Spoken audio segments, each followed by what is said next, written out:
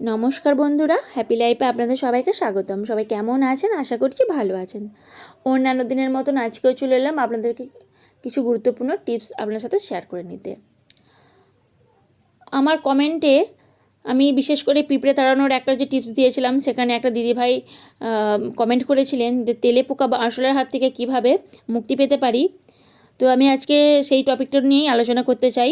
আরশোলা বা তেলেপোকা কিন্তু আমাদের জীবনকে অনেক সময় অতিষ্ঠ করে তোলে, বিশেষ করে খাবার দাবারের ওপর যখন মুখ দেয় বা ঘরে যখন বেশি পরিমাণে তেলেপোকা হয়ে যায়। তো সেই ক্ষেত্রে এই তেলেপোকা বা আরশোলা কিন্তু আসবাবপত্রের ভিতরে, বিশেষ করে ধরুন জামা কাপড়ের ওপরেও ছোটো ছোটো একদম মানে ছোটো ছোটো একদম এতে ভর্তি করে দেয় বাচ্চা পেরে। তো সেই সমস্ত জায়গা থেকে আমরা কীভাবে মুক্তি পেতে পারি ঘরোয়া কিছু উপকরণ দিয়েই চলুন সেগুলো দেখে নেওয়া যাক।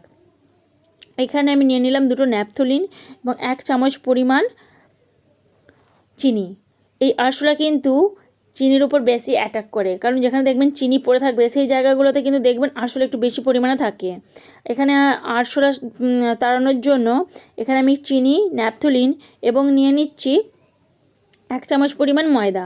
আপনারা কিন্তু এখানে ময়দার বদলে খারাপ আটা বা কর্নফ্লাওয়ারও ইউজ করতে পারেন। এবার এই সমস্ত কিছু উপকরণ একসাথে মিশিয়ে সামান্য পরিমাণে জল দিয়ে একটা মণ্ড বানিয়ে নেব। এখানে কিন্তু আমি চিনিটা এবং ন্যাপথলিনটা ভালো করে কিন্তু এখানে আমি আগে গুঁড়ো করে নিয়েছি। তো আপনারা যদি চিনিটা না গুঁড়ো করতে চান, চিনিটা এবং ন্যাপথলিনটা একটু হালকা করে মানে কী বলবো, একটু থেঁতো মতন করে নিয়ে একটু জলে ভিজে রাখলে কিন্তু দেখবেন ওটা আপনি গলে যাবে। তার উপরে কিন্তু চিনিটা দিয়ে আপনারা এভাবে ছোটো ছোটো মণ্ড করে নিতে পারবেন।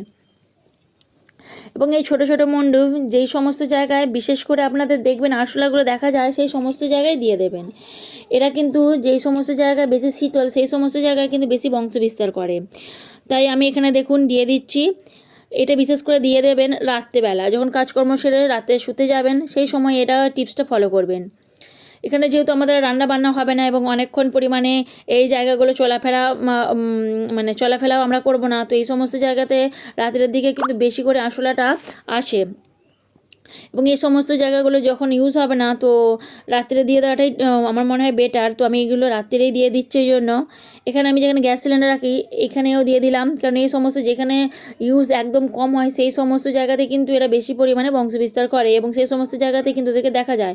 যেমন এখানে আমি নানান রকম খাবার দাবারের ডিবে থাকে এই সমস্ত জায়গায়, গ্যাসের সিলিন্ডারের জায়গায়, গ্যাস ওভেনের নিচে এবং এই জাল আলমারির যেই সমস্ত জায়গায় টুকটাক বাসনপত্রে রাখি সেই সমস্ত জায়গাতেও কিন্তু এগুলো আরশোলা বেশি দেখা যায়। তাই আমি এই সমস্ত জায়গায় রাখলাম।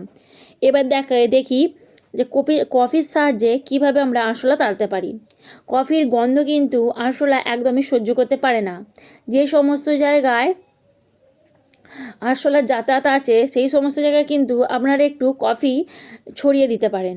রাত্রির দিকে বিশেষ করে দেবেন, কারণ দিনের বেলা আমরা কিন্তু সমস্ত কাজকর্ম করি। এবার আপনারা যদি আরশোলাটা সেই জায়গায় দেখতে পান যেখানে হয়তো আপনারা দিনের বেলা হয়তো দিনের বেলা হয়তো আপনারা সেই জায়গাটা ইউজ করবেন না, তো সেই জায়গাতে কিন্তু আপনারা আরশোলার জন্য ওই কফিটা ছড়িয়ে দেবেন। এরপরে আসছি আমরা যখন আলমারিতে জিনিসপত্র রাখি, তো আলমারিতে তো আর আমরা কফি বা আটার মণ্ড দিতে পারবো না, তো আমরা ন্যাপথলিন একটু হালকা করে এরকম পিষে নেবেন, দিয়ে এইভাবে একটা কোনো পাত্র করে ঝুলিয়ে দেবেন। আর আপনারা কিন্তু এরকম গোটা ন্যাপথলিনও দিতে পারেন, কিন্তু আমি গোটা ন্যাপথলিনের থেকে এইভাবে একটু থেঁতো মতন করে তারপরে কিন্তু একটু থেঁতো মতন করে আমি কিন্তু এখানে ঝুলিয়ে রেখেছি। আপনারা আপনাদের প্রয়োজন মতন রাখবেন, আপনারা গোটাও রাখতে পারেন এবং এভাবে থেঁতো করেও রাখতে পারেন। আমি এখানে অনেকগুলি আপনাদেরকে উপায় দেখালাম, এবার আপনারা আপনাদের সুবিধা মতন যে কোনো একটি উপায় অবলম্বন করতে পারেন। তো বন্ধুরা, আশা করছি আপনাদের খুব ভালো লেগেছে এবং এতগুলি যে আমি আপনাদেরকে পদ্ধতি দেখালাম, তো আপনাদের কোনটা ভালো লেগেছে এবং কোনটা অ্যাপ্লাই করতে চান বা অ্যাপ্লাই করে ফল পেয়েছেন অবশ্যই জানাবেন। আশা করছি আমার পাশে এইভাবে থাকবেন। তো যদি নতুন বন্ধু হয় তো অবশ্যই সাবস্ক্রাইব করে পাশে থাকবেন। আর একটা কমেন্ট, একটা লাইক আশা করছি আপনাদের থেকে পাবো। তো আপনাদের একটা লাইক, একটা কমেন্ট আমাকে পরবর্তী ভিডিও বানাতে মোটিভেট করবে। তো আপনাদের শেষ পর্যন্ত যখন এতটা এসেই গেলেন, তো আপনাদেরকে অনেক অনেক অসংখ্য ধন্যবাদ। এখানেই ভিডিওটা সমাপ্ত করলাম। নমস্কার বন্ধুরা।